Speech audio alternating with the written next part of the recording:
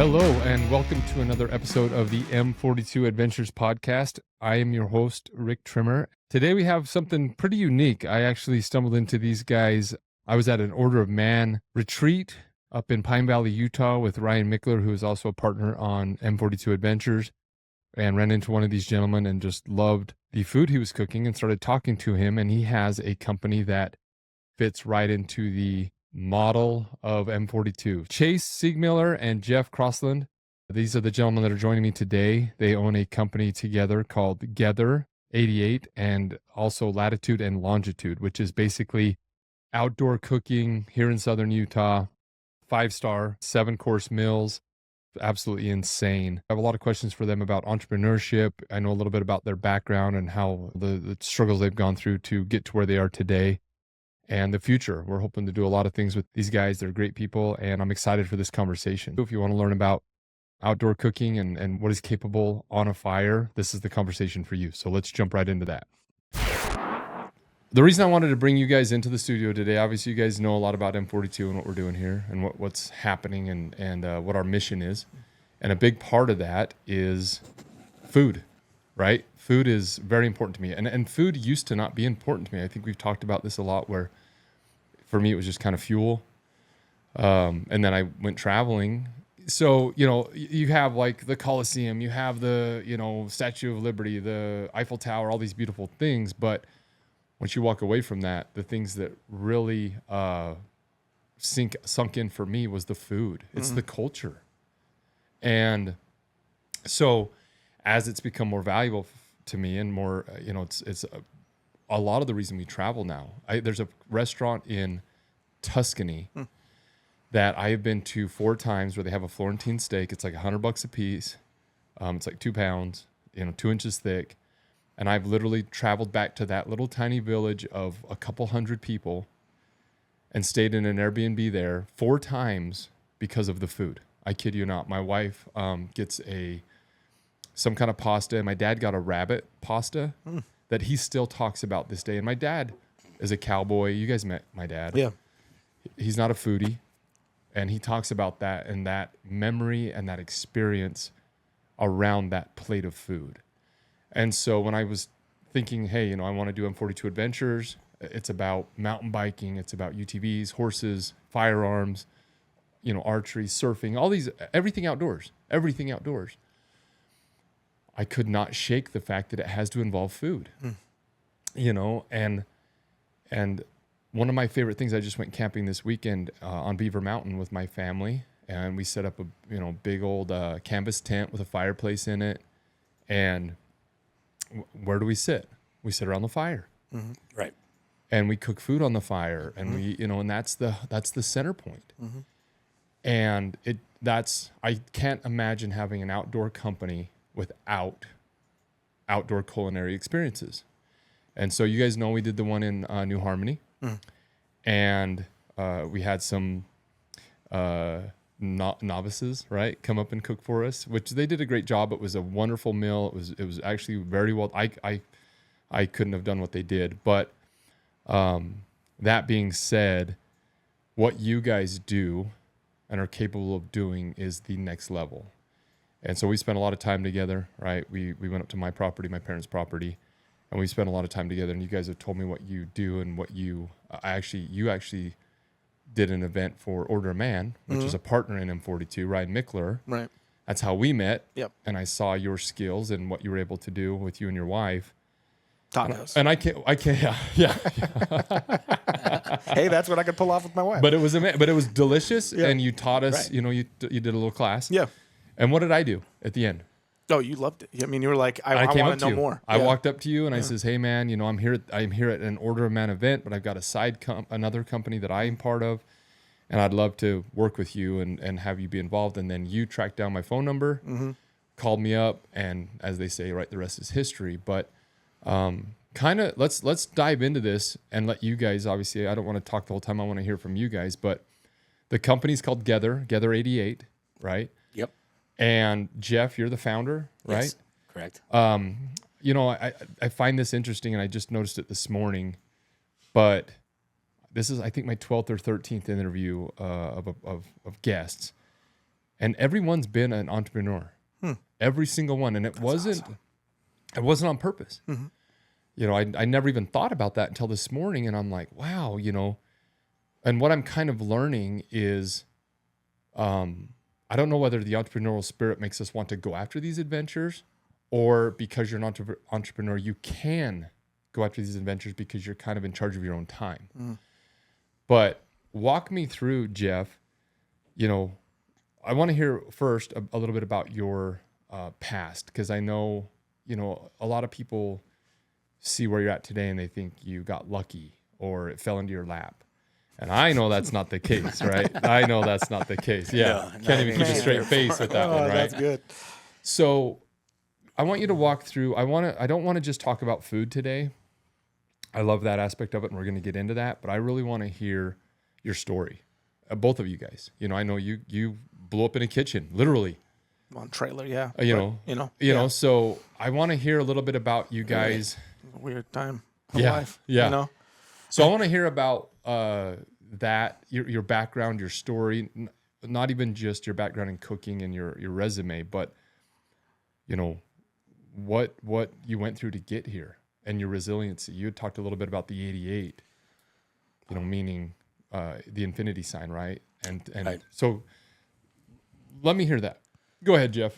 You're on. You want me to start back as a child? No, I don't think that far. I don't know. How old are you?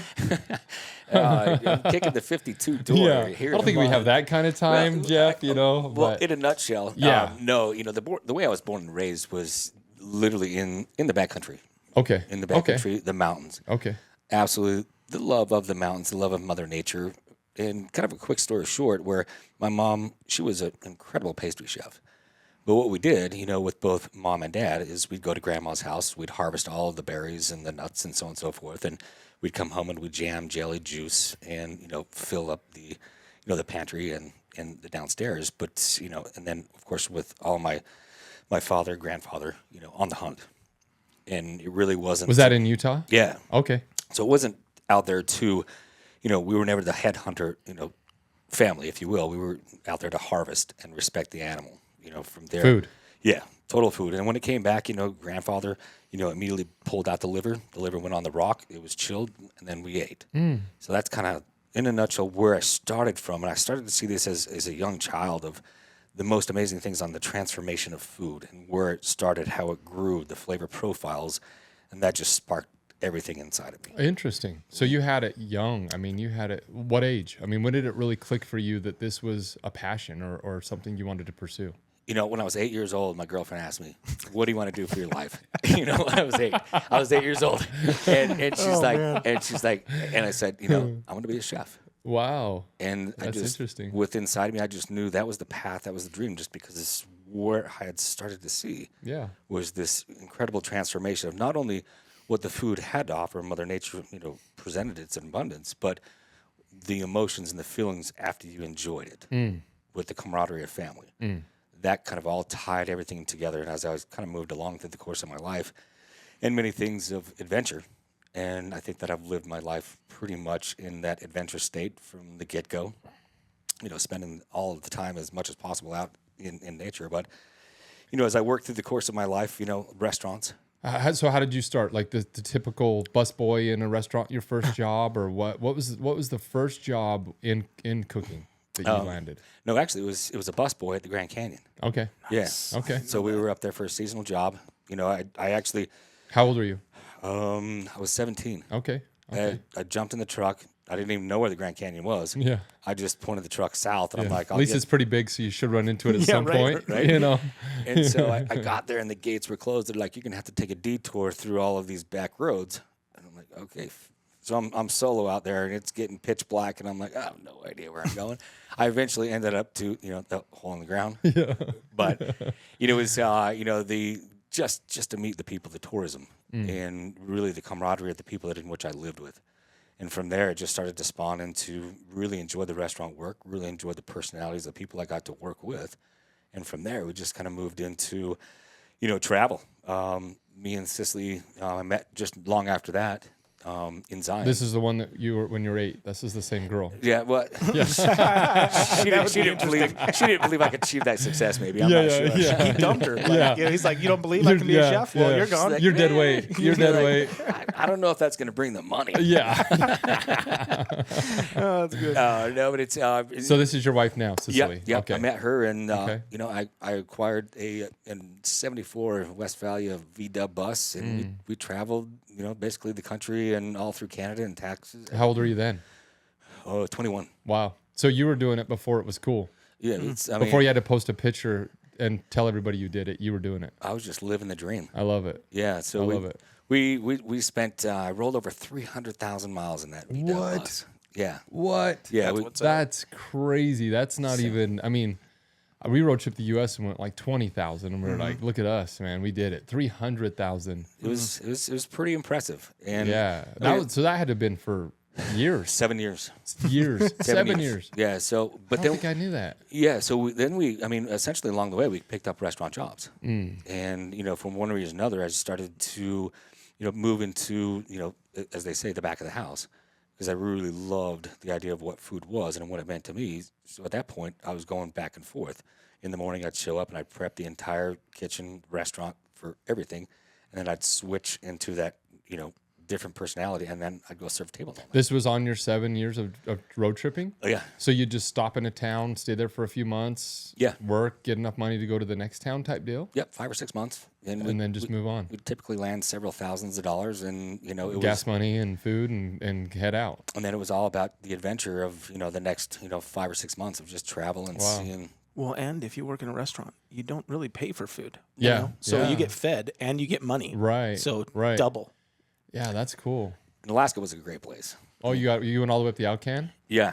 Okay. We took a month and We're a half. going to do that next summer. I'm in. Yeah. Is Yeah. it cool? We took a month and a half to get there. Okay. Yeah, we're going to take 4 weeks. Yeah, people say push You through. do it in 7 days, Yeah. I've heard, and I'm like, I don't want to. Like if I'm going to see the country, let's see the country. Yeah. At that point, we switched out, but we had the the canoe up top, we had the bikes, the snowboards. I mean, we had all the gear to do climbing and everything else. And along the way, we just stopped and said we're going to stay for 3 or 4 days, and that's what we did. And we hung out, and that's kind of the approach of life in itself. Is just enjoying the moment, enjoying the presence of where you're at. Speaking my language, man. Yeah. Yeah. So, It's one. I always tell people, you get one life, you get one trip. Why not make it count and just an adventure? I tell my kids it's a video game. right. Life's a video game, and you can do anything you want if you just think outside the box, and that's what I love about what you're saying is so many people want to do that. So many people want to go road trip for 7 years, a year, 1 year. A month's a long time. month. I've done it. Yeah, It's crazy. yeah. You get done, you're like, that was a long time. Yeah. And nobody does it. And that's what I think is cool is you talk the talk and you walk the walk. I think that just the approach on life is the same with you. Is living the dream. I say it all the time. We have work and it takes its toll, and however the case might be through the course of my years. But if I'm not living the dream, then what is the purpose and intent? Yeah. And I think once you live that purpose and intent, you're able to offer that much more on a deeper level. Yeah. That's all you know. Yeah. All you know, and that's a perfect example is you came out of the gates doing what most people do when they're 65. Right. Right? They wait their whole life to get to the end to hopefully have 7 years, which a lot don't. Right. Make no sense. To do that, and you came out of the gates, and so that set you up. And that's why I travel. People a lot of times say, why do you travel with your kids? Because I've been traveling for the last 7-8 years with my boys. And they're like, they're not going to remember it. And I says, they may not necessarily remember the destinations because they're younger, but they're getting older now where they will. But hopefully they realize that there's no rules. Right. At least they can look at it and say, my dad lived life on his terms. And that's what I admire about that, so It's pretty impressive. that's amazing. Yeah, no, it's funny to say that. My dad, he was that way, very militant, from the military. All my family's military. Okay. And he said, go get a job, get your retirement, set it up. And I said, Dad, I want to climb the mountain now. Yeah. Yeah. And I'm going to go climb the mountain now, and all things will then work out. Yeah. Yeah. They You can come always go back to a 9 to 5. Always. Right. It'll always be there. Yeah. So, Okay. I chose that. But, as we go along, deeper into it, Le Cordon Bleu, graduate of Cordon Bleu. So you 7 years of travel, Right. And stopped. What made you stop? With the restaurant, I got kind of into college where I was in my private pilots program. Okay. I was doing a lot of things where private pilots and photography. Okay. That's where I was heading with my career. Okay. Because I wanted to fly around the country and I wanted to take some really cool pictures of the backcountry and which way I live. Yeah. And then I was, of course, working in a restaurant to support. I got really good with the knife, I guess the best way to say it. Mm-hmm. So it was the camera, the knife. Mm-hmm. And so I decided to really pursue the culinary aspect of the world. When I started to really focus and hone in on that, that's where I started to work. And, multiple years in a restaurant, that's when I decided to go to Le Cordon Bleu to really hone the techniques. Where's that at? That one was the first one brought over from France. It was in Portland, Oregon. Okay. How old were you then? 24. Okay. Roughly. Okay. Yeah, it was in that ballpark. It was 24, 25, right in that ballpark. And Okay. so, we went on and, graduated there, came back to Salt Lake City, Park City. That's where I was up at opened multiple restaurants for a company up in the Silver Lake area. Okay. And, from there, it was I was kind of pulled out of Park City down here to Red Mountain Spa. Okay. So Red Mountain Spa, and I saw high-end French loving fat cuisine. Absolutely love it.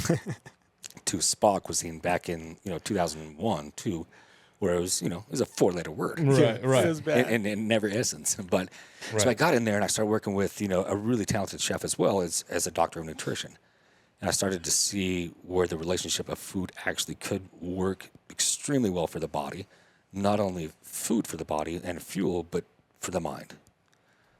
From there, the story is pretty wide open. And for 5 years, I was the executive chef there, taught every day, met Chace here. That's where Chace comes into the picture. Yep. Right? Yeah, that's where Chef Chace And comes you in. were kitchen one day. working. You didn't have a passion to cook necessarily. You're it- probably like the rest of us, where you liked food, but you were doing something. What were you doing? So I was painting logos all over the country. Right.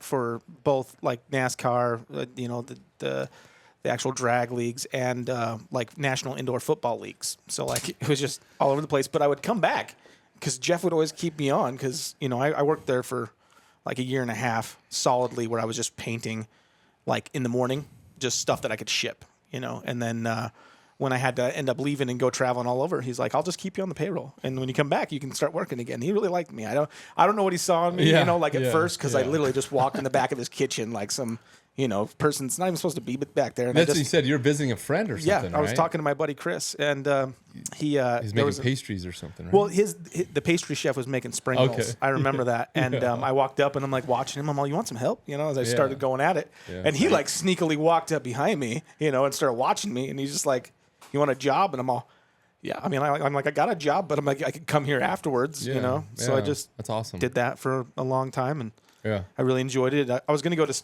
Le Cordon Bleu in San Francisco, like somewhere in between there. But the executive chef out there ended up moving to Las Vegas, and they opened up a brand new one. Okay. That's where I ended up going. Same Le Cordon Bleu, same school. Same school, Okay. just a different location. Yeah. And Okay. it was really nice out there in Las Vegas, and I got to spend some time in some really cool kitchens out there. While I was going to culinary school and afterwards, and so he's a great teacher. You both are at Red Mountain Spa. From scratch kitchen. Only one I've ever worked in, besides like the one we do. Yeah, pretty impressive actually. I mean, we bring in the grains, beans, legumes, and dry those. From scratch means From scratch. you don't get like your ranch out of a bottle, or you don't Nothing. get your wow. Nothing. That's how Red Mountain Spa was. Yeah. Wow. Cool. Well, where we're going is That surprises me. we made our own flour. Wow. Like we brought in, like the Ezekiel bread. We brought in our own grains, our own Wow. beans, legumes. We dried them out, ground them into flour, made the ratios, then made the bread. See, I just went to a barbecue. A side note, I just went to a barbecue on the 24th of July, and my buddy was making. We had halibut from my trip in Alaska, and he was making. What do you dip halibut in? A tartar sauce. Right. And he's over there making it, and I'm like, bro, they sell that in the store. And he's like, I like to make it, and I'm like, why? And he says, because I can control it. I can, and I didn't. That was 2 weeks ago, and I love food, but I'm one of those guys that I love food, but I'm one of I bring things in and put them together that have been prepared. You guys, what were you the one who wanted to do that? Was they doing that before you came, or it was from scratch?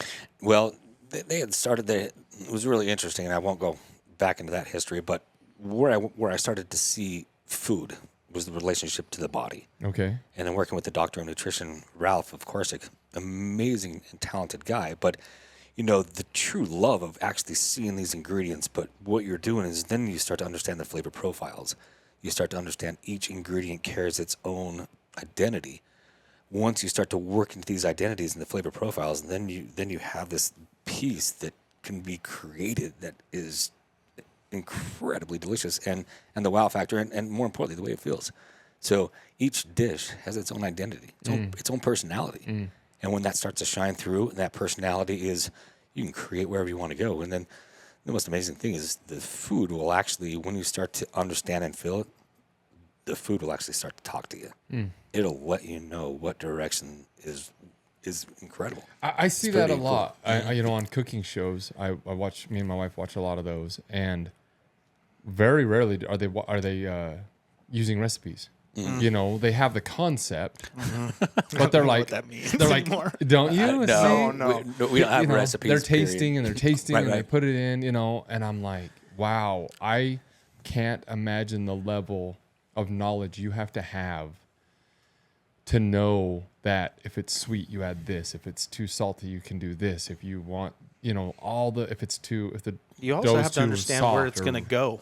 Yeah, that's what I because mean. The knowledge to know that by, I have the basics. And if it's not salty enough, I put salt in it. But then that's the end of my extent of knowledge. And I think that's a lot of people to know all these relationships and all these. I mean, it's literally an open book. I mean, you can take it anywhere. Right. And to have that confidence that you can do that. And then one thing, we'll touch more on this, but then to be willing to hand that to people to eat. When I cook at home and I mess it up, it's like, I'll eat it. It's not perfect, but I'll eat it. But to have the confidence to build something, especially in a restaurant setting, or like we'll get more into your guys' events where you're feeding 50, 100 people and have it taste good and have confidence. I just admire that so much, because one little mistake, it's too salty. And I know you're always tasting, you're always making sure that what you're doing makes sense. But anyway, okay, so I don't want to go too far ahead. But so you're out there, you're from scratch. That is wild. It is pretty wild. Yeah. No, It is but it's the best way to approach it. And especially, and not even from a spa though. I think that's the thing for me, because I know of that. We used to. I have a derogatory term for it, but you guys probably know it, right? Yeah, For sure. and so yeah, We all called it that at one point in time, I think. yeah, the fat farm, right? We'll say the Yeah. fat farm Yeah. Right. is what I knew it of, and so I never, ever, ever would have thought growing up here that there's a kitchen out there cooking from scratch at the fat farm. That's Right. just Cool as that makes me just be like, wow, I was ignorant, from what I was calling it, because they obviously cared and they were trying. You guys were there. It's probably, when was this? I What think year? It was 2001. So about the time that I was calling it that. Yeah, and it was. And you guys were out there just it just changing pivoted the to has that started to streamline where it was going. Then it become the diversity of how I brought it to the table. I mean, I probably had 12 different purveyors bringing in ingredients that were very specific to, a very health conscious state of mind, from body state. I mean, the whole 9 yards. But as we move forward, probably one of not the most educated, positions in my entire career was that, is to see things from a different view. And then we talk about as teaching is, as all said, I mean, here's the box. I'll teach you how to cook in the box. 100%. This will be easy. Once you learn the technique, then there's no more box. Then you can start to understand how it all comes together and works. Not only from a flavor profile, but actually how then it starts to work inside the body. Yeah. From, all your systems of the body. Yeah, when we first met, we had talked, and you went into like a 20-minute, I won't call it a rant, because you're passionate about it, but a 20-minute lesson, and I was just like, I like lesson. yeah, and I was like, wow, man, you, and that's when I wanted you on the podcast, and I was telling Ricky this, we're very picky on who we interview, we are, we have people who, we could probably have on, but we are literally trying to find experts in the field that I know people that cook. I know people that are great chefs. Yeah. But the knowledge you guys have in not only cooking, but in firearms is from that 20-minute talk where you just went off was like, wow, you are, I don't even know what you call you, like a doctorate.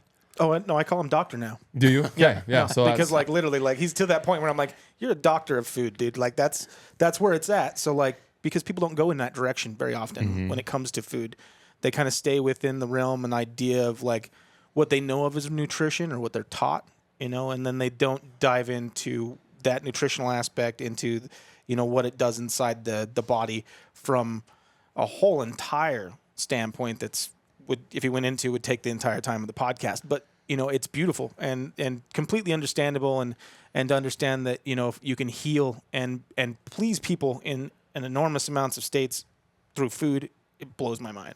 Well, and look at your body, for those people watching on YouTube, I mean, you obviously eat a ton. You don't watch your diet, you're, 200 pounds overweight, it's like, Right. It's like you obviously practice what you preach. And I love that. I struggle with weight. I do. It's one, I was in a bet a few years ago. I was 265 and we were in a bet to who could lose the most weight by Christmas time. It started in August. I lost 40 pounds and won the bet, $1,000. Nice. But I was just starving myself, So not a healthy way to no, lose pure weight. starvation, no gym, just trying to drop calories. And I didn't realize that, how hard it would be. It was the hardest thing I've ever done. It was literally, I tell people my financial, retiring at 36 and all, my little story, diet was harder. And so to see you as a chef and to be fit, I admire that so much because you obviously love food. Right. You love all food, I'm sure. All food. Pastries, Love it all. But you understand, you got the big picture. You understand portions, you understand ingredients, and I love that, A lot of timing, but I think you put it on the head, diversity. When you put yourself into deficiency, that's when your body starts to become incredibly out of whack. But if you're well balanced, do I eat a lot of sugar? No. But when I do, yeah, I enjoy it. Do I love cheese and charcuterie and everything else? Absolutely. You told me that's your favorite. I love it. Yeah. So much of it. Yeah. I could eat it all day long. Yeah. But Which we all know what cheese does. right. It's Yeah. great cheeses. It's good for you, but a balance in all things, Yep. and that's really what I look for. Moderation. Yep. Yeah. Yep. It's sometimes I don't moderate very well. Self-control. Yeah. Yeah. Sometimes. Well, you but obviously do. It's hitting 52, and it was a long road. Like I think I was telling you before, but it got to the point to where I was 140 plus, and it was not working for me. My metabolism, everything. What are you now? 190. Okay. So, So like- you were lighter. No, he was 240. 240. plus. Oh, you said 140. Oh, I'm I didn't like, say 140? Yeah, I'm no, like, it's what like- are you? Did I say 140? Yeah, you said I meant 240. You're like, okay. I was like, wait, okay, what happened? so No, I was 240. I'm like, are you 90 pounds? I was 240 pounds, and I was like, And not hitting the gym at all. no, Okay, just, okay. and I was, Okay. but at this point, all things in life kind of caught up to me, and, but I said, enough's enough. I know food extremely well. I know how to eat and eat correctly. So we did, a big program as well with my son, and, we got on course. And then I started to really understand my body, not only from, an epigenetics idea, but DNA. A what? DNA. Epigenetics. So understanding, and we won't even go into this because that's the rant. There we go. There we go. You get me started. Buckle up, I'm like, folks. no, I'll stay in this lane today. 1.5 speed. No, it's but anyway, I really enjoy the diversity of food in all aspects. Well, and I think the thing that's like obviously, I didn't know you were overweight. I didn't know that story. So that even makes me admire you more, Jeff. Gosh, dang it. Quit it. Right. But, I love that you realize it's a lifestyle, Yes. and that's what I didn't understand. Everybody says diet, No. and that's the 4-letter word, right? And actually, when I won the bet, I turned to my wife and I'm like, that was miserable. I'm just starving, that was horrible, a horrible 4 or 5 months. And I turned to her and I says, what sucks is if I go back to what I was, I'm going to gain it back. And I'm like, so I have to stay this way. I need to get more healthy and increase my calorie intake and start going to the gym. But it made me sad to think that this is a lifestyle, because I'm like, I just had never lived in that realm. It was always just eat what I want. I'm 6'5", so I could stretch it out a little bit and get away with a little bit. You got a lot to feed. Yeah. So when I was telling people I'm dieting, they're like, wow, you look great. And I'm like, no, I don't feel like I want to be where I want to be. But it's hard. It is difficult for people out there struggling with weight, which most of us do over the age of 25, 30. It's a lifestyle. It is. And that's where food, you have to understand it. And that's where talking with you and understanding, and like you're saying, where you go into a whole other realm of, like Ricky, he's here in the studio. What did you have, Ricky? You had your gallbladder out or something like that? And you had to change your diet. It was it was huge. He was sick. He was literally sick for months or years, and couldn't figure it out. And they finally went in. They said, you got to get your gallbladder out, and you need to change your diet. And he's changed his diet, and now he's healthy, and he's doing jiu-jitsu and going to compete in his life. All these different things. I know it's not jiu-jitsu. That's probably something else, Kempo. But let's bring it back real quick. So you're at the spa.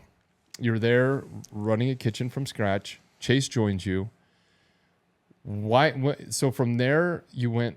I'll let you tell the story. But why did you leave there? And not, you don't need to get into details if it was something crazy. But I want to hear the rest of your story to where you get to your entrepreneurship. I want to hear that. And that happened pretty quickly. At that point, I'm a big fan of setting my own personal goals. As big as I'd like or as small. As I think best put one foot in front of the other. One step makes that next goal that much more achievable. We all start climbing Everest with one step at a time. Right. No, I totally 100% believer in that. And multiple different goals, and how do I achieve that success through the course of. So when I told myself I wanted my own restaurant by 33, I wanted my own restaurant. I wanted to move that direction. How old were you in the time when you thought that? 27, you said? Yeah. So it was 30. I was 29 actually. So 4 years. So it didn't, because that's the other thing people think.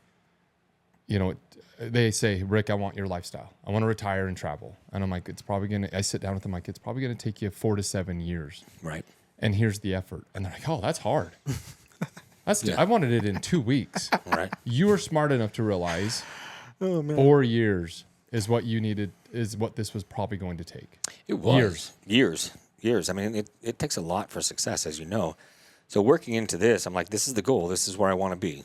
And I think that, pursuing actively the goal and presenting itself, on a daily basis, in a kitchen, in a restaurant, being the restaurant owner at this point, you were guaranteed 17 hours a day. And that was years and years. So you're at Red Mountain Spa. Right. And then you went to Springdale, right? Is Correct. That the next step? Yep. So I acquired my first restaurant in Springdale, and we were there for the 4 years. And in that time, then I built or revamped another one. That was the Parallel 88. That was kind of the direction I wanted to go into, is the 88 and the success story. And that's where entrepreneurship really started to kick in. I'm like, this is what I'd like for my life.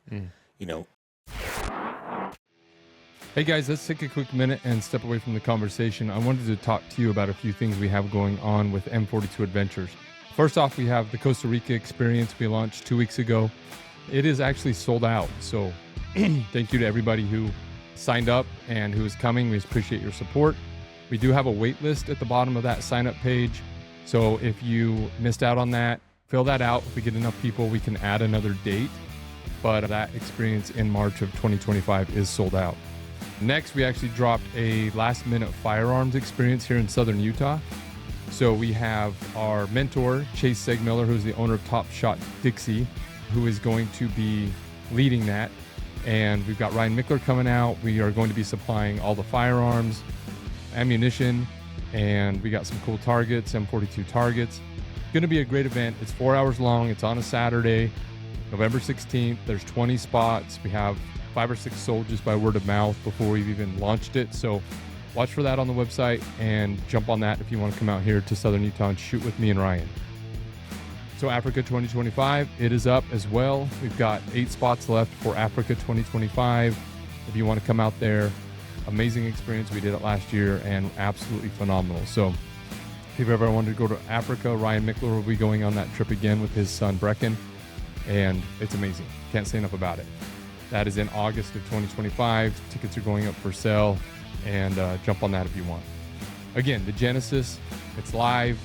We launched it September 1st. It's free till the end of the year.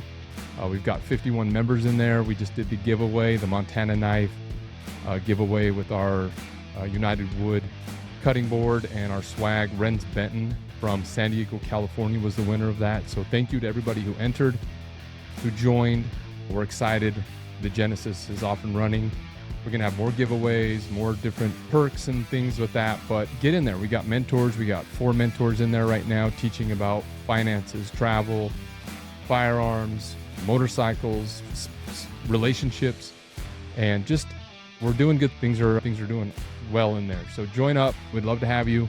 Again, thank you for your support. Thank you for listening. Please like, share, and help us get the word out. Let's get back to this conversation. Obviously, and you realize working for someone else, you're building their dream. Correct. And I'm sure it's got to be hard for somebody like you that is so creative and artistic and free to be. I'm sure and maybe not. Maybe you had full autonomy there where you could design everything, but I'm sure to have your own restaurant would be a beautiful thing for somebody like you that can do anything they want. Whatever food you want, the design, the decor. I mean, it's your baby. It was. It seems like that would be, when I wanted to start my first wood mill, it wasn't something where I'm like, my personality was being, compressed. But I can see that if I was a chef, to cook somebody else's food or in their environment, it seems like it would be just much harder because I don't know. It feels like a chef is almost, it's your personality. It is. Your restaurant's your personality. So if you're working for another restaurant, you're quelling your personality to fit theirs. They might give you a little bit, but at the same time, there's going to be some restrictions. So you got to be fighting that at that time in your life where because I know the restaurant you're over, which was you made it into a very great success, but you still wanted to go, because you could have stayed with that one. Right. And ran that out. And so I'm intrigued by the fact that you still, even after building that and taking it, I know the numbers, the math, where you took it to great heights. Right. You still wanted to go do your own thing. Why was that? Continuously to push the issue in goal setting and seeing, self-development. Yeah. See what you're made of. 100%. I think with entrepreneurship, you never know. Ever. And so it's, you're taking that leap. Till you go. You're going to get it chopped off or not, and it's one of those things that, with the confidence and the ability that I had, within myself, but I think the most important thing was the confidence and the ability that I had in teaching others, is what my vision was, to be able to teach it through, Chef Chace's hands. And I've heard your amazing, your patience. I mean, right? He's a very good teacher. He's a very good mentor. And to me, that's what makes a great chef. I mean, once you get to a point, we all know food, or to an extent. But if you can teach that through somebody else's hands, then it flows through their hands, and then you can start to see the ignite of passion. You can't teach it, but you can start to see it. And it's really cool. Well, and you say, I think that's normal, but I think a lot of us, even for me, our reality of our exposure to cooking in restaurants is TV, right? Social media, TV, and the number one There's nothing close. chef is Gordon Ramsay, right? He's everywhere. Right. I can't even keep track of how many shows he has, and he's not like that, right? I mean, maybe that's. I wonder if that's a facade. I don't know, but you don't teach like that, do you? Or you throw their plate and scream? No. That's not the approach, but I think it's a facade for sure. Yeah. Okay. I'm 100%. Seems like TV needs something to sell. Okay. Drama. Seems like he probably has a little bit of a temper and can maybe, but he There's some guys like that. He embellishes that for the TV, but you don't use that approach. You're not out there, if I cook a steak raw, you're not going to throw it at me. No, there's an education that goes with it. Why is it this way, and how did this either success or not success happen? You have patience. So, basically it's teaching, from a perspective of, I want to see you, achieve the greater success. More importantly, I don't want to throw away the money, so let's do this correctly. Yeah. And for me to yell at somebody, like I said, I think I did it 3 times in my career. Wow. But that was because somebody disrespected somebody else in the restaurant. And I was very firm on that. No one disrespects anybody on this team. Yeah. And, yeah. And if you do such, there's the back door. And, Wow. 3 times in your career. 3 times. That's wild. Which is how many years? 35 years? That's wild. But, and we have the classic idea of, the walk-in is a very specific reason, not only to harness your food, but therapy. There's therapy in Walk-in / therapy room. You can't hear much in there. So Yeah. We spent a few times in there, But but it literally makes you cool off. yeah, no, it's so good. Literally. in every aspect. Yeah. It's so good. But it's it's very cool, and it's the coolest part about it is the team that we had was the philosophy, and they believed. And with that being said, we achieved many accolades of the best, Right. consecutively. Yeah, famous. year after year. Yeah, after Woody year. just went there recently for his birthday dinner. He says it's a restaurant that has a name of, this is going to be, we go here for anniversaries, experiences. It's a very high end restaurant, and you helped build that, right? You were there for 5 years, you said? Yeah, no, it's we implemented the structure. And you didn't go. So when you left Red Mountain Spa, you guys went separate ways, right? Yeah, I went. You wasn't in Springdale. No, I went jumping all over the United States, doing alarm systems and working in kitchens at ski resorts. Okay. So I did that for a little while. Okay. But when I came back, obviously I instantly looked up Jeff. Okay. And by that point in time, I had seen him up at the Dog, and I think I even made a couple trips in there, and helped out a couple times. But that was kind of like when I was off, just bouncing around. And then when he opened up the 88. That's when I moved back. What was that, like 2010, 11? 2010? I opened it in 8. 8? The latter part of 8, 9. Perfect timing. Yeah. Perfect timing, man. Wow. Yeah. I did the same. So 2008, you opened a restaurant, which everybody in America knows. 2008, we got annihilated, and you hung on for maybe a year or something like that. I mean, how long were you able to? No, 2013. Yeah. Wow. Yeah, we pushed the envelope. Dang. We acquired another restaurant down in St. George. So I was going During that time? Yeah. Yeah. So back and forth expanded? and back and forth. And, You expanded in the recession? Took over. They wanted partnership, but I'm like, let's come in as an executive. Okay. And then I'll drive 2 different teams, 2 different restaurants. So Wow. in some cases I was driving 150 miles a day back and forth, completely 2 different styles. I'd roll down with Chace and we'd cook for 500 people, and then I'd jump in the truck and I'd go back up to the other restaurant and prep it all up, and then we'd, rock the doors off. So it was all over the map, but it was literally, we all pushed it until, they decided to close the doors down in 2012. And then in 2013, essentially I'd gotten so, I think I was maybe 124 pounds. That's correct, 124 pounds. Yeah. And, Stressed I was out. looking sickly. Yeah. And basically the doctor said, you have 2 options.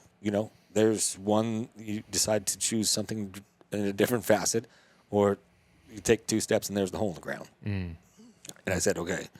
At this point, so we just, I moved the whole family. We decided to, separate ourselves from the whole restaurant scene. And the hiatus was, I moved the whole family up to Jackson Hole. Right. Where, I used to ride with this ranch back in Jackson Hole. How many kids do you have? 2. Okay, so you and your wife and 2 kids moved up to Jackson Hole. Yeah. Okay. Yep. And for 4 years, we lived on the ranch. I rode a horse to work, lived in the backcountry, and it was insane. We'd go from 7 to 14 days at a time in the backcountry, and of course, I was cooking. So I pulled 7 to 8 mules behind me, plus another horse, and just like they did packing 100 years ago, I packed panniers the same way, the boxes the same way, and we'd essentially go up in the backcountry, and everything was done from scratch. Everything was done.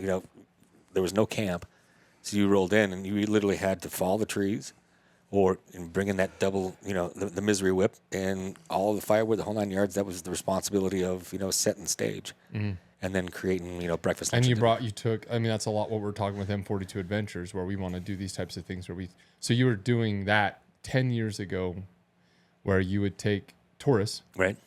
And they'd hop on a horse. Right. And ride up into the hills for 3 or 4 days and just have that experience. Yeah, it was amazing. I love it. That's what we're doing here. So you're doing it again. You're ahead of me. That is amazing. Well, I'm super ecstatic to start this whole process with you. Yeah. Partnership and moving forward and doing a lot of really, really cool things. Yeah, and I love that you've done it. That's the thing. It's like so many people you talk to and they have the ideas and they, but they don't do it. They're not you. That's why I want to partner with you, because you have the knowledge. You have, I can't imagine. I think I can, but I can't. These groups are what, 12, 15 people? Up to 25. Up to 25 people that you're trying to feed for 3 or 4 days by horseback. Yeah. That is the planning and the preparation. It's pretty insane, actually. I just went to Beaver Mountain, I told you. Right. We got up there. And what did we forget? It's always something. It was like ketchup or something, Yeah, Right. Like we get up there, we're having tinfoil dinners. Like, where's the ketchup? And it's like, oh, shoot! Like, I can't imagine the planning and the not even just in what you're taking, but how to load it and how to carry it is unbelievable to me. What I think is one of the more amazing things is you talk about forgetting something, right? I feel like there's always something forgotten, right? Yeah. I think there's serious skill in the ability to figure things out after you forget something. That's he probably could make ketchup. Yeah, of course. If I forgot it, he'd be like, remember the I can't. macadamia sauce for EO Right. when we didn't have the mortar and pestle? Right. There you go. Yeah. Prime example. Go find a rock. We figured it out. We did. Yeah, we used a rock We and a found bowl. a rock. I love it. Yeah, so we made the actual macadamia nut butter sauce. Wow. Where we just grabbed a rock and like the old school native mortar and pestle. Yeah. And Washed it real good, Yeah. and then we And again, Use it as a that's tool. Yeah, again, that's your knowledge where, I probably could say, I forgot the garlic. And you could say, well, we could probably get there with some of this. Let's get this and that. And we could combine it and still make a nice sauce that would work for the fish or something. That's where I admire that. So 2013, when was this? 13 to 17? 13 to 17 is when we were up there. Okay. And then I got kind of sucked back into the restaurant world where we kind of reconnected. I was going to say, so you're just kind of floating around the country trying to figure out what you're doing. And moved then, back here in, I think it was 2014. Started working for my brother's construction company. Okay. Okay. And then Jeff called me one day. Okay. In 17. Yeah, somewhere around 2000. When was that? When we were up? When you pulled in from ZMR to ZMR? 18? Was it 17? I thought it was 16 for some odd reason. Maybe it's 17. Yeah, 17. Okay. It all seems It's, a you blur. got to remember there was an explosion. I don't remember stuff. Yeah. Right? Yeah. Yeah. So 17, you come back to Park City or to St. George? It was the other side of it was east side of the mountain. Oh, you were there? Yeah, I was. Oh, I didn't. You guys were. That's why. Yeah. I didn't realize you were there at that Yeah. Buffalo Ranch or whatever you want to call it. Yeah, you can call it that. We That's can how I call know it. it. Right, just leave it at that. But, because when I immediately got back, it's one of those things that how to create that success story once again. And the greater success is literally, the people who, had worked with me in the past and really carried that passion. I mean, Chace, he was the first one I called. I'm like, I'm en route. This is what just happened. I want you to come see the place. This is where this all can be transformed into some insane ideas of. Oh, beautiful, beautiful venue. I mean, beautiful location. It could be. I don't know about the venue, but If the it location. would have been what we wanted. Ooh. Yeah. There was no, once again, the creation. We had greenhouses too. We had multiple acres of farms. We had 200 trout aquaponic system growing underneath the greenhouse, and we could harvest when we wanted. Anyway, long story short, then we brought Ben Klepper in. Sustainable farming. Yeah, incredibly talented Super guy. awesome. I haven't met Ben. Yeah, That's amazing. You'll meet him for sure. But as we're moving forward, and then of course objectively, what's the best way to say it? Chace, had his experience. And Which, took me out for years. Technically, the PTSD aspect afterwards was wackadoodle. You were in a trailer cooking, right? Well, no, I was in it. So I was going to cook breakfast, but ultimately at the place I was working, if I was up there for 3 days in a row, because it's all the way up on the other side of the hill. You stay. I just stay up there, and there just happened to be no cabins that day, and so they put me in like a personal. It was like a personal trailer, like a Keystone trailer or something like that. I don't know, just a pull behind. Mm-hmm. And they told me not to use the heater, like to turn it on for heat. And I'm like, okay. So I didn't do that. When I woke up in the morning, I'm like, I'll just turn on the oven, and like cook some eggs, and then heat up the cabin with the oven. Little did I know is like there was the heater box underneath the fridge that was just completely dismantled, so the whole entire cabin filled up with gas. And when the water heater kicked on, that's what sparked all the gas. Blew up like a dragon flame from underneath the fridge, blew me into the ceiling. I landed on the kitchen table. But the real explosion blew out the whole bottom of that trailer. Wow! Like all the wiring, all of the heating ducts, all that stuff. Yeah. So I survived that. Went to work. That night, I was all burnt up on my foot real bad where I had bare skin. The whole trailer was kind of burnt everywhere, just a little bit. Yeah. It was really weird. I just kind of tried to ignore that it happened. Shock. Yeah. And then went to work, and then it was months later, I ended up getting Bell's palsy. So one half of my face was paralyzed, and it just got really kind of bad for me in general. And so I had to end up quitting, up there. And then I ended up, just doing some construction in Bryce Canyon a few months later. And then the PTSD kicked in January. So it was just, it was a lot. I can't imagine, worse PTSD. It was weird. Because, when soldiers have it, and I'm not trying to belittle that, but because it's horrible, but when soldiers have it, they come home and they usually don't have to face a firefight. Right. For you to have PTSD from an explosion inside of a kitchen. Yeah. And then to go back into the kitchen, you're reliving that potentially, unless you can come to grips with it somehow. There was trauma involved with it for sure. Yeah. And it's a blessing that that we do what we do now. Right. Because I don't all those things that are triggers for me, I don't deal with because it has to deal with the operations of a kitchen and a lot of things that happen, like ticket printers and a lot of the things that happen in the fast pacedness of what we do.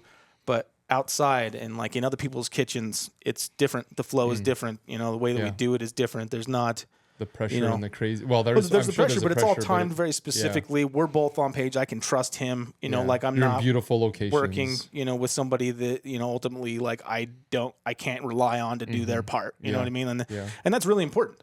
Is because it's a lot of work, and your part, and other people need it. And as long as that happens, it's beautiful. Oh, we've talked on that. Where I can't. For me to cook, I cooked pork chops for my family last night. And to have all my pork chops come out all at the same time, all perfectly cooked, for 5 people is stressful. It's your family, so they'll deal with it. But to do 100, where it's, to have 100 entrees, because you know how it is. You go to a restaurant and it's you get your plate 5 minutes before somebody else. It feels weird, right? You're like, why do I have my food here? I don't want to eat. You're watching me eat. You're obviously hungry. Yep. What do we do here? You're doing that dance. It's I don't want this to get cold, but I don't want to, to have 100 people where you're just setting plates. That is unbelievable to me. Unbelievable to me, literally. And it's, we talked about this with my construction companies. Nothing that I do has to be timed like that. Yeah. We have to be in before the countertops for our cabinets or in before, paint before or after paint for our flooring, something like that. But to have that much money and product, so scary sometimes. Oh my gosh, it is sometimes. To have $1,000 in steaks sitting there, and you're like, you can't mess up. There's a part of you you look at it and you literally just have to wipe that from your mind and be like, no, I'm going to be success. No worries, just. And again, it's your guys' skill. Yeah. If I said, hey, go put these cabinets, you, Chace, you do everything. Probably do that. But, I don't know what your abilities are, Jeff. So I'm going to use you as a guinea pig. Oh, dang it. Well, let's just fake it for right now. If I told you to go put in cabinets, you probably couldn't. You'd be lost, But, yeah, you can. Dang it. There's a lane, but I'm pretty good. But we'll use the example for me then. For me to have 100 plates of food ready, and then have the next course right behind it, and then dessert, and, filling up their glasses. And it's like, it is a symphony that can be beautiful or disastrous. horrible. And then there's nothing worse to me, because now you're in this industry where everybody's a critic. Everybody has a phone. Right. And so instantly, that's what is hard for me too. It's like I'm in vacation rentals, right? And my vacation rental just got its 47th 5-star review yesterday. Well, there's going to be a time when somebody gives me a bad review. It's going to happen. A mouse is going to run across. It's a cabin. Yeah. The 47 people before were like, I'm in the woods. I'm probably going to see a mouse. This is understandable. But there's going to be that one lady that says, hey, why was there a mouse in my Airbnb? I'm going to annihilate them. Yeah. So that's where I'm so, I really cannot think. There's only a few professions that I can think of that I admire as much as what you guys are doing. And then and I tell you guys this, and then for you guys to take it to the next level where and we'll get into this as far as what Gather is, and it's outdoor cooking. It is outdoor. You're cooking on fire. You're cooking on propane. You're cooking on, you're chopping the wood. I mean, there's dust, there's wind, there's rain. I mean, you guys, I just love it. You guys know I'm trying. I'm want to partner with you guys, right? Yeah. It's I want to be involved with you guys somehow, whether it's financially or, just friendships. Yeah. You guys got a big event coming up here in a month, and I want to come just because I admire it. Yeah. I want to just see you guys in your element and witness beauty. And so, okay, I digress. So, all right, so you have gone through that horrible experience. You're out for a few years. You reset. So you guys, I didn't realize you were together on that. I didn't pick that up. Where did you go after that? He's recovering. Where did you end up? It was a disaster for everybody up there, honestly. Unfortunately, a research on true humanity didn't follow that path to understand where we were there. What do you mean by that? Well, It was a bad partnership? yeah, it was unfortunate. Is that the easiest way to say it? Yeah, it's unfortunate. Yeah, it happens. I've been in those. It was what it was. But I came back. Learn and move on. Yeah, we moved down and back into the Hurricane Valley, and from there, I decided I'm going to incorporate, and I'm going 100% private from here on out. So I immediately did that. To me, Gather 88. When was that? 18. Wow. Okay, so it's been in business for 6 years. Yeah. Okay, I didn't realize that. Yeah, so 18. Good old COVID. Again. Oh, man. One thing after another. Man. That killed me for sure. Bless you guys. Wow. Just a monster. But anyway. Okay. So private chef in 18, entrepreneurship. Yeah, so that's where, when I started working this private chef, working in homes, I mean, the majority of my work has always come through tourism. I've always really harnessed that and really basically marketed that. We're in a great area for that. Yeah, I mean, 500, what, 5 million people? How many become 5 million people last year or something? Sure. It was crazy. It was a lot. Yeah, it's millions. Yeah, so we were To Zion. to Zion. To a spot. Little bottleneck. Little bottleneck. Yep. So, that's the majority of the work that I do. And for my love of, being outside, that's when I came up with latitude and longitude. With the experience of actually hiring a chef, doing this in remote parts of this country. So I said, let's call it latitude and longitude, and puts the whole adventure to, that morning I'll send you the coordinates of GPS to your phone of latitude and longitude to the destination you're supposed to actually come find me. I love that. So you're trying to find me in the middle of the Southwest. Right. So you're out there, and, of course, depends on how adventuresome you really are. I'll put you in, very specific spots. Right. But as you come into this spot, literally, full table, china, glass, silver, all paired with wines, 6 or 7 course tasting menu from camp chef to out of fire to, the whole 9 yards. And it's, anywhere from 2 to, 100 people. From that, is one of the most incredible things. And the real reason why, I put it together was, my love of the wilderness, my love of what the abundance of Mother Nature is. Yeah, to be outside in the places that I get to cook in, 9 out of 10 chefs dream. 100%. And, to have that feeling. And to see the people's faces. Yeah. I think you... Experience. Yeah, like you said in the very beginning of this podcast, when you went to the Grand Canyon, one of the first things you said, I says, why cooking? And you said, I get to see people, I get to interact with the people the tourists and the people that you're working with. You said that. Right. So you obviously love people. You love making them happy. And what better way than the food you can cook? You're able to cook with your skills and putting them in this scenery. I mean, it's got to be I get cold chills, thinking about that, and that's a beautiful thing. And the cool thing about it is, every guest, as we can attest to, is that one moment in time. It seems as if it's nothing else matters in the world. It's paused. Everything is paused. Everything is just this incredible bliss of beautiful country, great food, the camaraderie of a lot of guests, and interacting with us as well. And that there's nothing else in the world that matters. It's like me going to Italy. Yeah, same thing. I go back there and we stay with the same little lady. Well, she's not old, same woman, but we go stay with her. Her name's Katerina. We've been there 4 times. When we see her, we hug. My wife talks to her probably 2 or 3 times a year, and it's made my life so much better. And that's what you guys are doing. It's bigger than just the food on your plate. And right. that is, it's something these people will never forget. They'll never forget it. That's the intention, is to really that, stop and smell the roses. This is life. This is living the dream. So bringing back that into context, yeah. Yeah, I just wanted to say something. So like, in my situation, when I grew up, when I learned to cook, when Jeff taught me how to cook, I think every cook has a dream, right? Like when you first start out, like what you really want to do, right? And so like my dream was always to, after I went to culinary school, was to like have a small restaurant, like 10, 12 tables, but like the whole meaning behind it was for that to be the evening. Like it wasn't, you go have dinner and a movie, like to go eat real quick and then go to a movie. That is the destination. Like you go there, you spend 3-4 hours enjoying your time, drinking, eating, all of that, like I'm not trying to turn tables, like I'm trying to create an emotional environment for someone, and the food especially, to create something that is so much more of an experience than just going out to eat.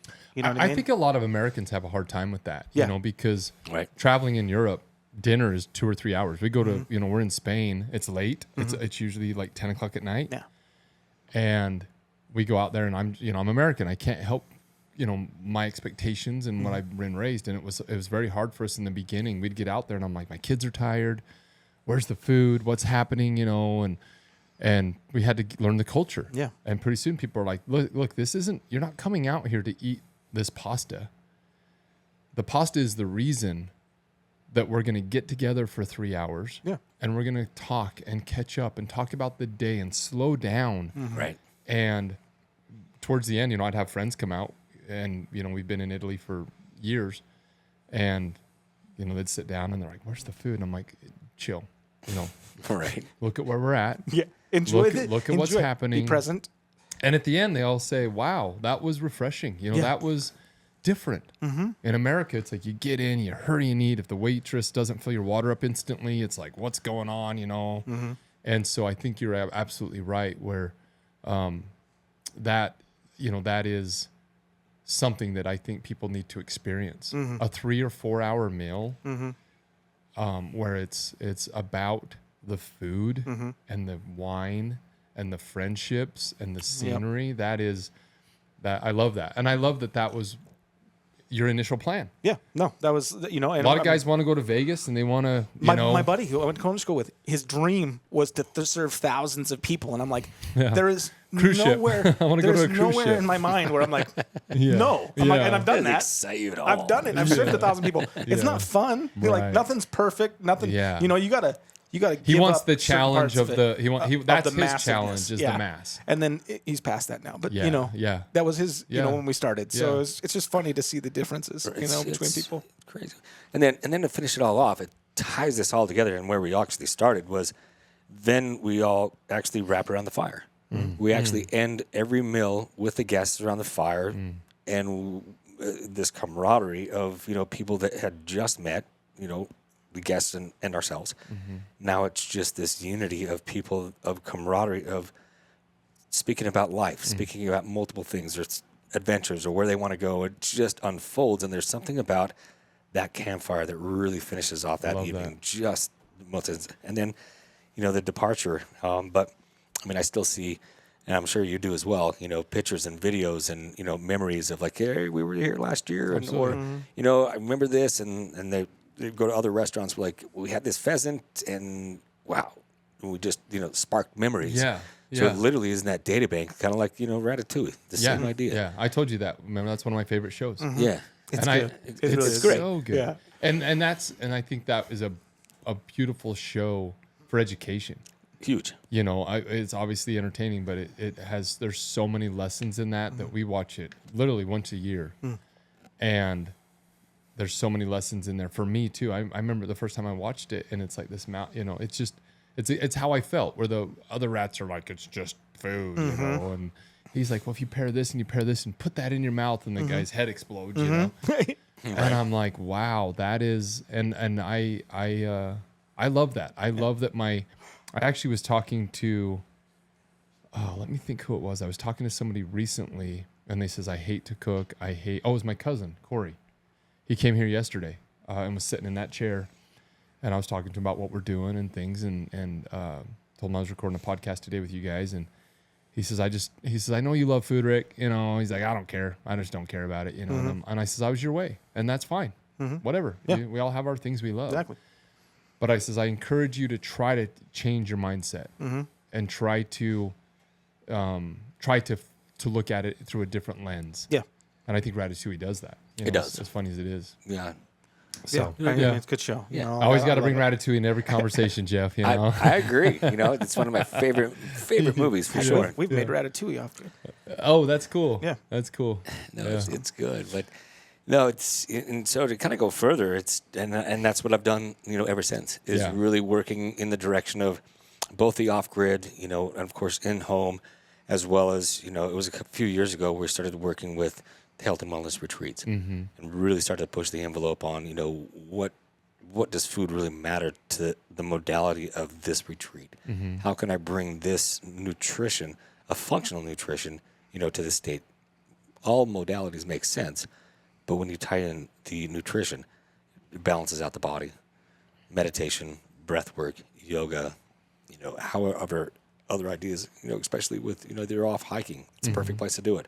So, essentially just building this idea with, some great complex carbs. How am I going to fuel your body through that? Yes. Then upon your arrival, I back that up with more complex or whatever direction that, is derivative of.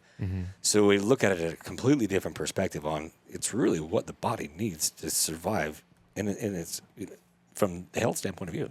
I had one of my first guests that came on here. I'm spacing his name. Who was the guest that with the marathons and stuff, Ricky? Who's the guest with the marathons and Bryce Jones? Yeah. He's from here, local, self-made, businessman, entrepreneur. Same thing. Like I said, all my guests have been entrepreneurs, which is pretty surprising, but just coincidence. But he has done hundreds of triathlons and Ironmans and all these different things. He just actually went and ran.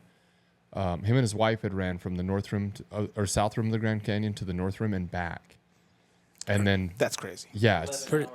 Yeah, 50 miles or something. Yeah, I've hiked that. 8,000. Yeah, it's insane. He did it in 11 hours, 50 something miles, 8,000 feet of elevation change in 11 hours straight, and then that was like 6 months before we interviewed him, and then a month after we interviewed him, he went and did it with his 12-year-old son. Wow, that's impressive. And his 12-year-old son. So it took me that long to get to the bottom of the Grand Canyon.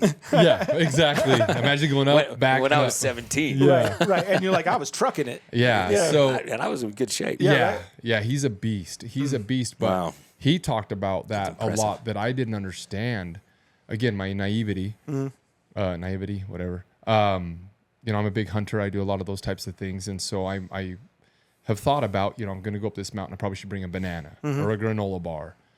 But he was telling me he knows exactly how much salt he needs to take. So he takes salt tablets so you don't cramp or whatever, and you retain water. Right. And he was like, I take like 3 milligrams of salt every 47 minutes. Yep. And he's like, but I've learned, if I go 48, I start getting a cramp. Or if I go 40. Because he says, I can't run with, 10 gallons of water. Right.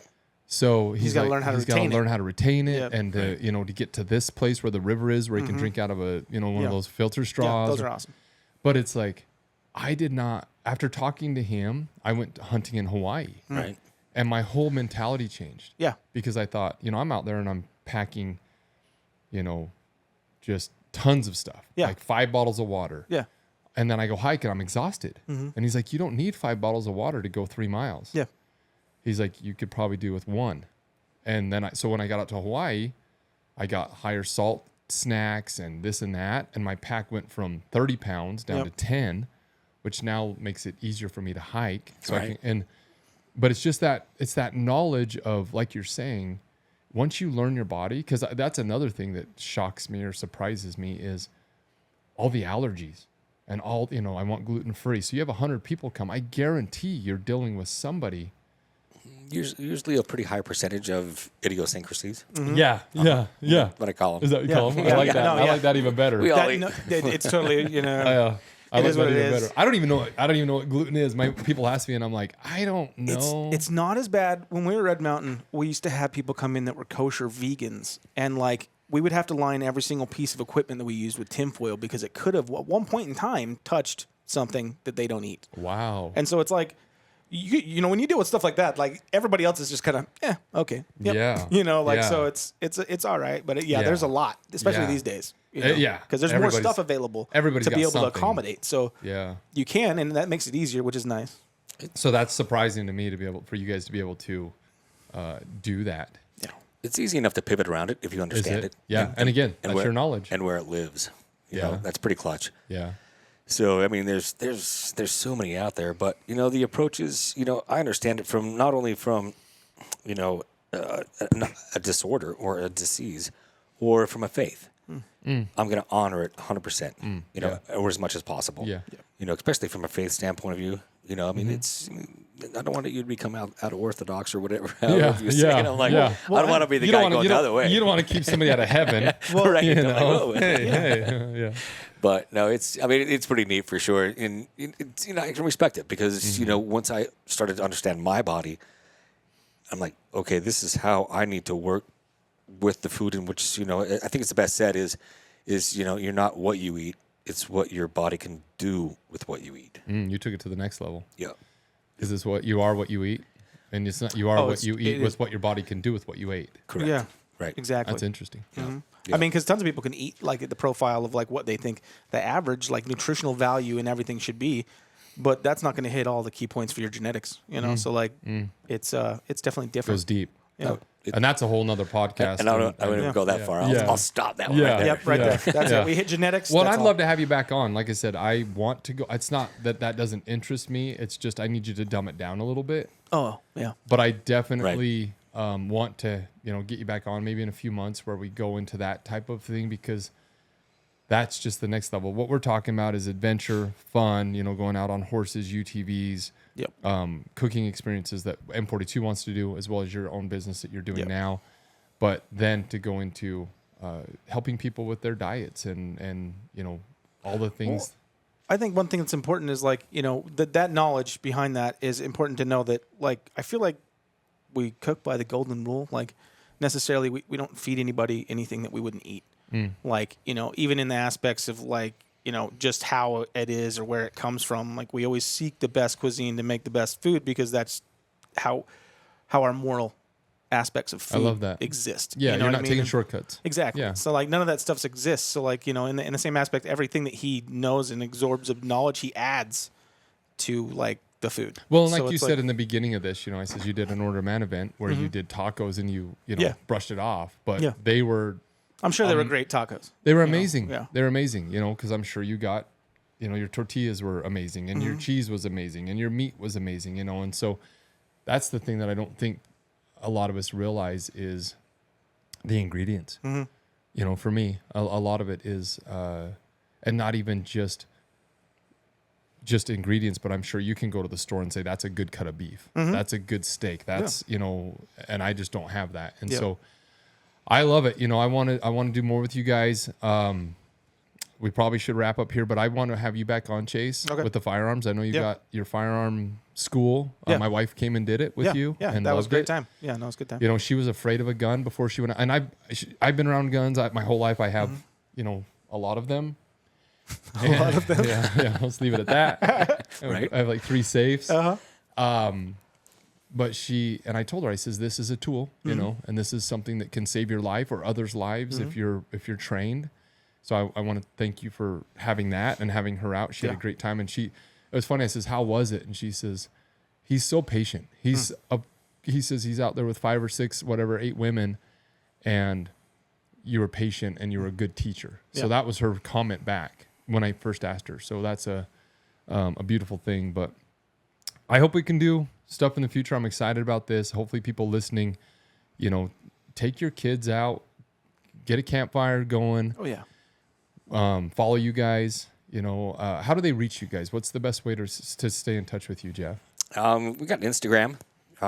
We've got, you know, Chef Jeff Crosland, or, you know, also Chace, you know. I You're started Spirit Bound or something, right? Yeah, Spirit _ Unbound on Instagram. It was something I started, you know, before we even technically.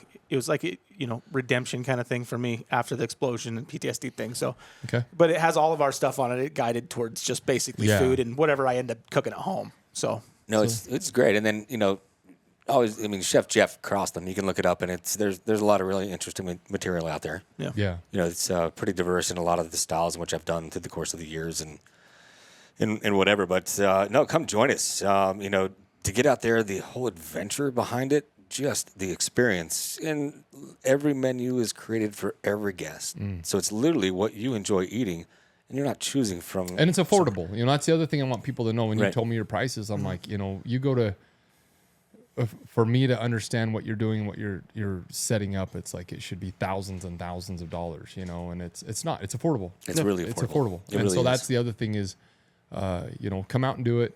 Southern Utah is where you're located, right? St. George, Utah, Zion area. Mm-hmm. Yeah, it's where we're located, but we do fly all over the country. Okay, good to know. And I do have a passport, so you know, I can bounce across the pond anytime. Yeah, I love it. Yeah, yeah. Both of us. Yeah. So it's the adventure, the experience, and, you know, whatever direction, and, you know, in home, but more importantly, let's get out there, you know, kick around the dirt, you know, enjoy Mother Nature and wilderness. Yep. I love it. Well, I appreciate you guys taking the time to come down here and record with me. Let's do another one down the road, and that's it. I appreciate your time as well. Rick. Absolutely. Thanks, guys. All right. Date. Okay, so there was our conversation with Chace and Jeff. As you guys heard, that was just absolutely, it was really eye-opening for me. You know, I've talked to them a lot over the last month or two since I've known them, and we've had some pretty good conversations, but a lot of insight in there into the hardship that they've gone through. Chace going through having an explosion, literally almost blowing up, and overcoming that, and the struggles with that, and just all the things. People see the results, they see the pretty pictures on Instagram, and they don't realize the hard work and dedication to get there. And I'm glad that they came by here in the studio in Utah, took time out of their schedule, and just gave us a lot of insight into what it takes to run a kitchen, and not even just run a kitchen, but the experiences that they're trying to create for people out here, out in the field, out in the wilderness. To cook food for people in a kitchen is one thing. To cook food over a fire out in the wilderness is a whole nother game. And to do it for the 20 to 100 guests that they do this for, 2 to 100, he said, but absolutely amazing. So we already are planning an event for, or an experience for me personally and my family to go do this with them. I cannot wait. So I'm excited to see them in action. If you guys want to follow them, you guys heard how to find them. You can go to Chace's page, Spirit Unbound. And then Jeff is Jeff Crosland on Instagram. So go check them out, and hope you enjoyed the episode. Appreciate them coming in. Again, thank you for liking, listening, and following us. We sincerely appreciate it. And we'll be back next Friday with another episode. Have a great day. Bye.